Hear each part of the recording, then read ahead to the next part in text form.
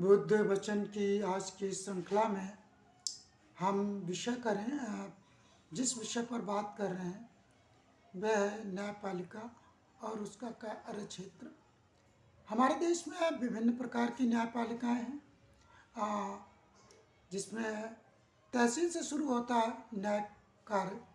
तो तहसील के बाद जिला स्तर, और जिला स्तर के बाद हाई कोर्ट, और हाई कोर्ट के बाद सुप्रीम कोर्ट, और ट्रिब्यूनल्स भी कुछ न्यायिक कार्य करते हैं। हम इनके कार्यों को समझ लेते हैं। हम इस विषय की चर्चा इसलिए कर रहे हैं क्योंकि हमारे समाज के अधिकांश लोगों को पता ही नहीं कब उन्हें किस न्यायालय में जाना चाहिए। अगर आपका ज़मीन जायदाद से संबंधित काम है तहसील स्तर का, तो उसकी सुनवाई आपके एसडीएम कोर्ट, तहसीलदार कोर्ट वहाँ से शुरू होती है। क्रिमिनल केस के मामले में आपकी शुरुआत जो है थाने से शुरू होती है और उसके बाद वो न्यायपालिका में पहुंचती है। अगर थाने में कोई व्यक्ति आपकी बात नहीं सुनता है तो वो सीधे डिस्ट्रिक्ट कोर्ट पर आपको जिला न्यायालय में उसके लिए 156(3) डालना पड़ता है।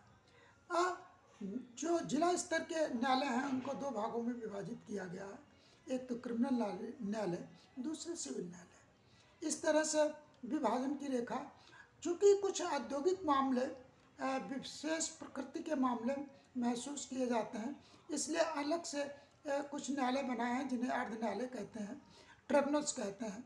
ये मामले वहाँ पर जाते हैं जो विशेष प्रकृति के विषय होते हैं। इसके अलावा सरकार ने कुछ ऐसे अधिनियम बनाए हैं अपनी सुविधा के लिए या विपक्ष या अन्य लोगों पर अंकुश लगाने के लिए, जिसमें सीबीआई न्यायालय, ईडी न्यायालय, और दलितों पर होने वाले अत्याचार को रोकने के लिए कुछ स्पेशल दलित कोर्ट भी बने। इसी तरह से फैमिली कोर्ट्स भी बने। तो लोअर कोर्ट यानी डिस्ट्रिक्ट लेवल पर तमाम तरह का विभाजन हम पाते हैं। लेकिन ये न्यायालय ठीक से कार्य कर रहे हैं कि नहीं कर रहे हैं, इसकी मॉनिटरिंग का काम, इसकी देखने का काम, इनके निर्णयों पर विचार करने का काम, ये जो है काम हमारा हाई कोर्ट करता है। ये हाई कोर्ट का काम है। इसके ऊपर आता है सुप्रीम कोर्ट। सुप्रीम कोर्ट उन विषयों पर विचार किया जाता है करता है जो विषय सामान्यतः हमारी न्यायपालिका में अभी तक टच ही नहीं किए गए, जिन पर विचार ही नहीं किया गया। संविधान के बहुत से ऐसे अनुच्छेद हैं जिन पर समय समय पर व्याख्या करने का काम, बहुत से ऐसे विषय हैं जिन पर विचार करने का काम सिर्फ और सिर्फ हमारे सर्वोच्च न्यायालय का है, क्योंकि ये विचार करने की पावर हमारे यहाँ दो ही लोगों के पास है। या तो पार्लियामेंट हमारी विचार करती है किसी नए विषय पर, या हमारा सुप्रीम कोर्ट करता है। नीचे की जो है, जैसे अगर आप प्रशासन के क्षेत्र में, शासन के क्षेत्र में बात करें, तो जो भी हमारे एसडीएम डीएम लेवल के अधिकारी हैं जो एग्जीक्यूट करते हैं सरकार की नीतियों को, उनको सोचने की ज़्यादा पावर नहीं है। उनके पास जो नीति या अधिनियम बन गया उसी को कैसे एग्जीक्यूट करें यही तक करते हैं। लेकिन नए नियम अधिनियम को बनाने का काम जिस प्रकार न्यायपालिका वो विधायिका का है हमारे, यानी संसद का और विधानसभाओं का काम है, उसी प्रकार जब ये विधायिका यानी संसद और विधान परिषद और विधायिका इस कार्य को नहीं करती है और वो विषय जनहित के होते हैं, और इसके मामले में जब न्यायालय में बात उठाई जाती, तो ये किस न्यायालय में बात उठाई जाएगी? ये हमेशा बात उठाई जाएगी सुप्रीम कोर्ट में। हाई कोर्ट इस पर विचार नहीं कर सकता। हाई कोर्ट उन्हीं विषयों पर विचार करता है जो विषय लोअर कोर्ट में या किसी सरकारी एजेंसी जिसको ने अपना रूल रेगुलेशन बना रखा है, उसने उसका बोर्ड जो है उसने गलत ढंग से उसका एग्जीक्यूशन किया, फिर केवल उसके एग्जीक्यूशन को चेक करती है। एग्जीक्यूशन को चेक करने के बाद अपना निर्णय सुना देती, वो अंतिम निर्णय होता है। कई बार इस निर्णय पर के खिलाफ अपील करने का भी अधिकार होता है जो सर्वोच्च न्यायालय में किया जाता है। तो हमारे जो हाई कोर्ट के एडवोकेट्स हैं, उनकी जिम्मेदारी है कि उनका जो क्लाइंट है वो किस तरह का विषय उठा रहा है। केवल अपने जो लोअर कोर्ट के फैसले आ रहे हैं, या किसी बोर्ड का फैसला आ रहा है, या किसी ट्रिब्यूनल का फैसला आ रहा है, उस फैसले में वो जो रेगुलेशन है, रेगुलेशन को चैलेंज करने की बात कर रहा है या रेगुलेशन के इम्प्लीमेंटेशन में उसका शोषण हुआ उसकी बात कर रहा है।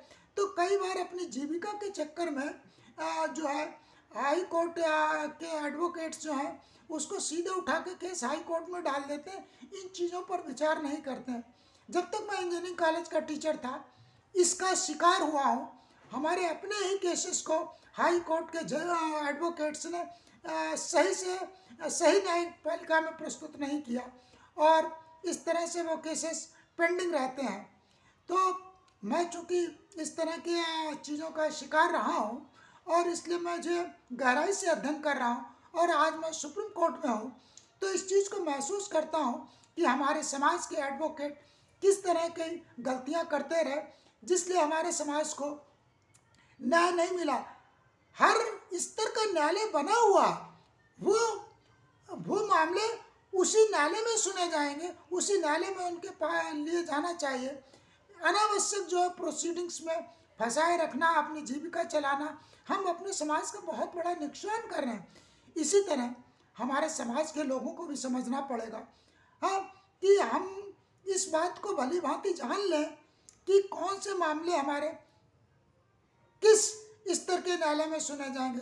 जो मामले सर्वोच्च न्यायालय के स्तर के हैं वो सर्वोच्च न्यायालय में सुने जाएंगे, सीधे सर्वोच्च न्यायालय में सुने जाएंगे। इसका अधिकार आर्टिकल 32 में फंडामेंटल राइट के अंतर्गत मिलता है। उसके अलावा संविधान के कुछ और आर्टिकल्स हैं जिन 136, 131, इनमें न्यायपालिका कुछ विषयों विवादों पर 134 के अंतर्गत विचार करती है, लेकिन वो अपीली या उसके ओरिजिनल जुडिक्शंस के अंतर्गत आते हैं जिसमें वो अपीलों को सुनता है। लेकिन जहाँ पर फंडामेंटल राइट्स का उल्लंघन हो रहा है वो मामले सीधे जो है सुप्रीम कोर्ट द्वारा सुने जाते हैं। हमारे जो इंडस्ट्रियल मामले हैं जिसमें किसी इंडस्ट्री ने अगर सीधे फंडामेंटल राइट का उल्लंघन कर दिया, मूल अधिकारों का उल्लंघन कर दिया, तो वो मामले सीधे सुप्रीम कोर्ट में आएंगे। वहाँ पर जो है हाई कोर्ट में यदि आप जाते हैं तो हाई कोर्ट की जो पेंडेंसीज हैं उसके कारण वो अनावश्यक लंबित होगा और लास्ट में जब निष्कर्ष ये निकलेगा कि नहीं यहाँ से तो इसको रिलैक्स नहीं मिल सकता, फिर आप जो है सुप्रीम कोर्ट में आइए और सुप्रीम कोर्ट में उस विषय पर विचार होता है क्या फंडामेंटल राइट का उल्लंघन हुआ। और इस प्रक्रिया में आप जो अपील न्यायालय के थ्रू जा रहे हैं, हाई कोर्ट के थ्रू जा रहे हैं, तो विषय बदल जाता है। तो जो वास्तविक रिलैक्स मिलना चाहिए सुप्रीम कोर्ट से वो आपको रिलैक्स नहीं मिलता है। हमें ये आज का वीडियो इसलिए बनाना पड़ रहा, हमारे पास अभी एक केस पेंडिंग है।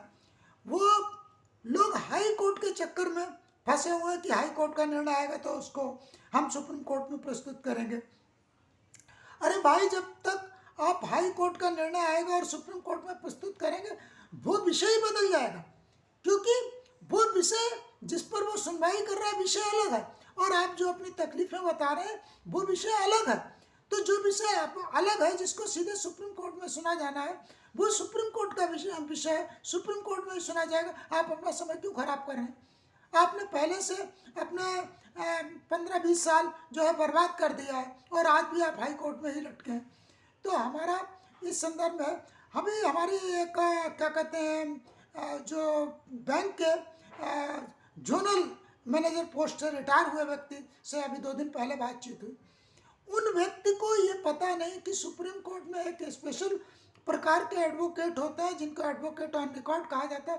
केवल उनको ही सुप्रीम कोर्ट में रिट दायर करने का अधिकार होता है। तो ये स्थिति है हमारे समाज की। हमारे समाज के एक मंत्रालय के व्यक्ति थे, उनको नहीं पता था कि हाँ सुप्रीम कोर्ट में पिटीशन कौन दायर करता है। हाँ, हर एडवोकेट जो है सुप्रीम कोर्ट में पिटीशन दायर नहीं कर सकता है।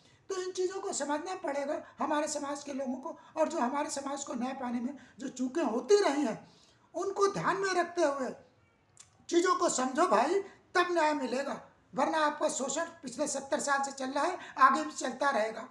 हम अपनी दायित्व पूरा कर रहे हैं, हम आपको बता रहे हैं, आगे की जिम्मेवारी आपकी है। सबका मंगल हो, कल्याण हो। वाणी को विराम देते हैं।